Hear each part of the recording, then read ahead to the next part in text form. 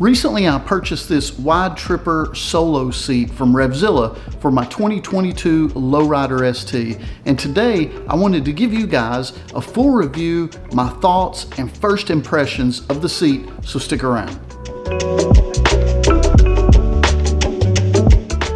Here's the thing, when purchasing a product for your motorcycle, there's three things that I primarily look for. Number one is its price. How much does something cost? Number two is form.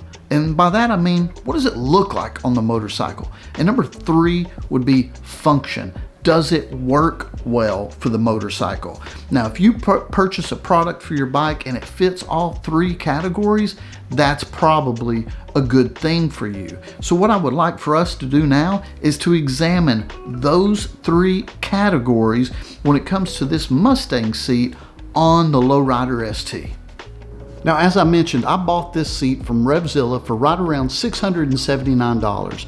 And for that amount of money, I really expected this seat to be so much better than the stock.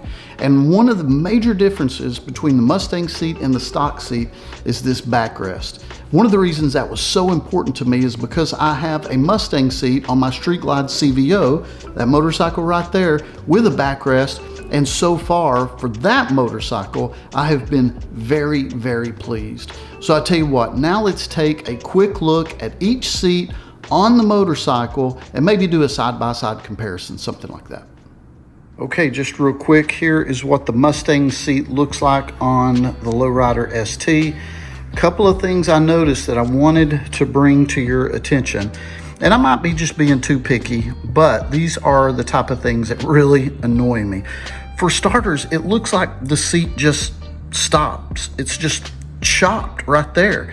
It doesn't come down and kind of blend in with the fender or the contour, the lines of the bike. It's just stopped. It just chops. And you know, you got these two areas that are kind of open right here. Something else that really bothers me about this is that chrome bolt and the chrome hinge, or whatever that thing's called, where it sits onto the fender. This whole look of how the motorcycle seat looks on the back, I'm just not a big fan about that at all. I really just don't like it, guys. I don't like the way the look of it is. And then if we go here to the front of the seat, where the seat starts to climb up on the tank a little bit, this seat goes so much further up than the stock seat does. I mean, it's completely noticeable if I was able to do a side-by-side on here, which I might be able to.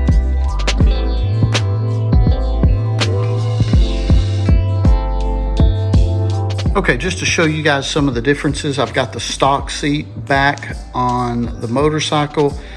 So we'll take a look at it now. And if you can see what I'm talking about here, see how the stock seat just follows kind of the contour of the fender a little bit? Yeah, okay, it's got that chrome bolt, but I mean, how difficult is that to get a black one there? But just the seat, it's got this scoop that comes up here, kind of follows the contour of the fender, like I was saying. It's got flow to it. I just like the way the stock seat looks better on this motorcycle than the Mustang seat. And that's a big deal when you're talking about form and function. Form, I mean, it's got to look good. It's got to look good on the bike, or else why have it? I mean, at least that's what I would say. And then if we go back over here to this part, you can tell that Mustang seat, I swear it came up maybe another inch and a half up on the tank, where the stock seat, just right there, right at the beginning of the tank, right at the bottom of the tank, it just blends in with the motorcycle really nice. If you just follow those lines of that stock seat, I just think it looks better than the Mustang seat. We'll get into function here in just a minute when we get on the motorcycle, but I wanted to give you guys just a quick look at each seat so you can determine for yourself which one you like better. All right, at this point, I say we hop on the motorcycle and talk more about function. Well, now that we're on the motorcycle, let's talk about function. How does the seat feel? After all, I would say that's pretty important, especially if your butt's going to be planted on that thing for hours and hours at a time. You want something that is going to be extremely comfortable, because I know I most certainly do. So there's a couple of points that I want to bring up about this seat. First and foremost, let me talk about the cushion that's in this seat, in this Mustang seat, versus stock. Now, if you go back and listen to my videos, you'll hear me say probably multiple times, oh my goodness, the stock seat is so comfortable. I can't get over just how comfortable a stock seat is. So when I say that this Mustang seat is close to the stock seat, that's exactly what I mean. It kind of shocks me too. But the Mustang seat seems to have nearly as much cushion in the seat. It doesn't feel like it has as much. It feels a little bit thinner to me once I'm planted down on it. But it's comfortable. I'm not saying it's uncomfortable. It is comfortable. But I would just expect it to be super plush, kind of like my other Mustang seat is, and that is just not the case here. So if we're talking about comfortability, if that is a word, about the seat being comfortable, then I'm going to pick the stock. Next up, now this one is very important to me, and that is that the Mustang seat has the backrest, that you can push back on. That's good stuff. That is very, very important to me. Now the stock seat it doesn't have that. I'm sure Harley makes their own models, and you can probably buy, I don't know. But anyway, the stock seat does not have a backrest, and that's a pretty big deal for me, because on my touring motorcycle, I love pressing back on that, when your back gets tired and your shoulders get tired and that type of thing. That is extremely comfortable. And so, I'd have to give it to the Mustang seat there, because it has something that the stock seat just does not. Now, next up, I want to talk to you guys about this one, and this is a big one to me. I mean a big one, is that this Mustang seat pushes me up about 1 inch to 1.5 inches closer to the handlebars. It's like I'm sitting up further on the tank and I'm closer to the bars, and I hate it. I hate the way this seat sits you in the saddle right now, and man, that pains me to say, because I love everything about this motorcycle. Maybe Harley just got it right with the stock, because my legs have never been uncomfortable since mile 1 on this motorcycle, and I'm uncomfortable. I'm bunched up. I'm just uncomfortable, and I don't like it at all.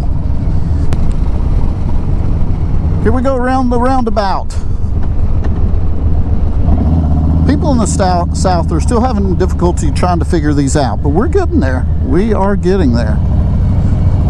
Never seen a Tesla go that slow before. All right, so we've talked about price, we have talked about form, and we just now got finished discussing function. So let's see, there was a couple of days ago I was able to hang out with a buddy of mine. We were able to do some riding, so I was able to put quite a few miles on the Mustang seat in order to make a determination. Am I going to keep the Mustang seat, or am I going to keep the stock seat? What am I going to do?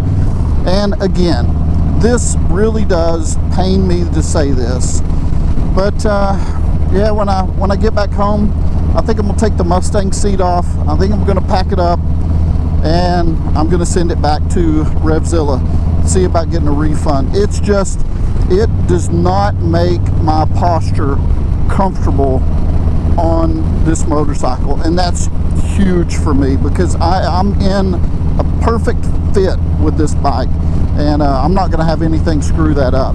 So it's unfortunate, but the Mustang seat has got to go. Not saying it's a bad product. I'm sure it's a good fit for a lot of people out there. It's just not a good fit for me. Well, I'll tell you what, guys, I hope you have found this review helpful. If you would, please hit that thumbs up and show your support for the channel. Drop me a comment. It can be anything. I mean anything. I hope you guys have an excellent day, and we'll talk to you again soon.